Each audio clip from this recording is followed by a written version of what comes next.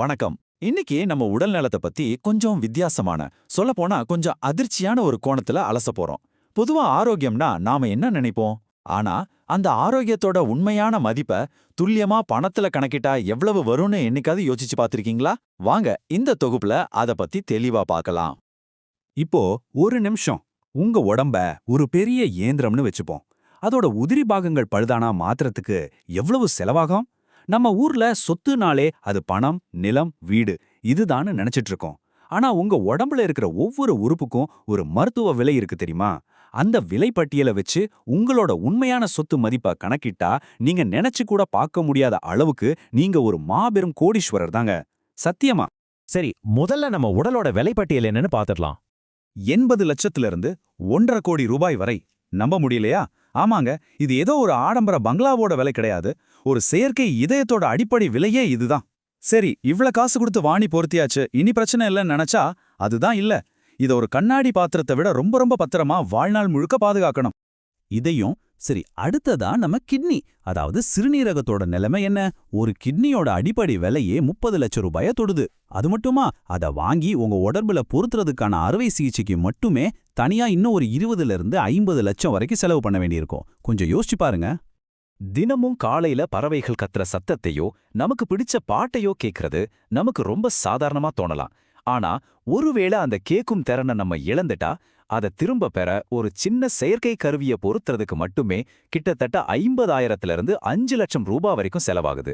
கண் அறுவை சிகிச்சை, செயற்கை பல், மூட்டு, விரல், கால்னு ஒவ்வொரு பாகத்தோட விலையும் ஒன்னா சேர்த்து பார்த்தா நமக்கு ஒரு விஷயம் ரொம்ப தெளிவா புரியும்.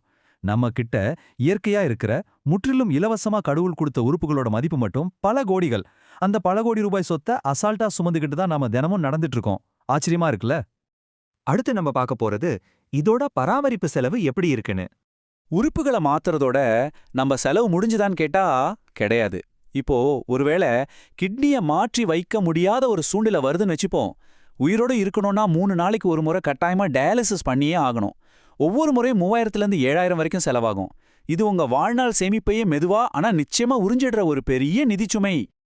அதே மாதிரி உங்க இதயம் இயங்கவோ இல்ல கல்லீரல் செயல்படவோ செயற்கை இயந்திரங்களோட உதவி தேவைப்படுதுன்னா உங்க உயிரை வெறும் 1 மணி நேரம், ஆமாங்க, வெறும் ஒரே 1 மணி நேரம் நீட்டிக்க 50,000லிருந்து 1 லட்சம் வரைக்கும் செலவாகும்.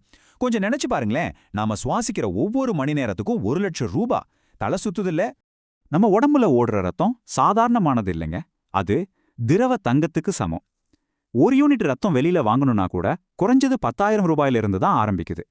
அதுவும் உங்களோட குறிப்பிட்ட ரத்த வகையை பொறுத்து இந்த விலை இன்னும் பல மடங்கு அதிகமாகலாம். சரி, இத்தனை கோடிகள் செலவு பண்ணி மத்த உறுப்புகளை கூட வாங்கிடலாம்.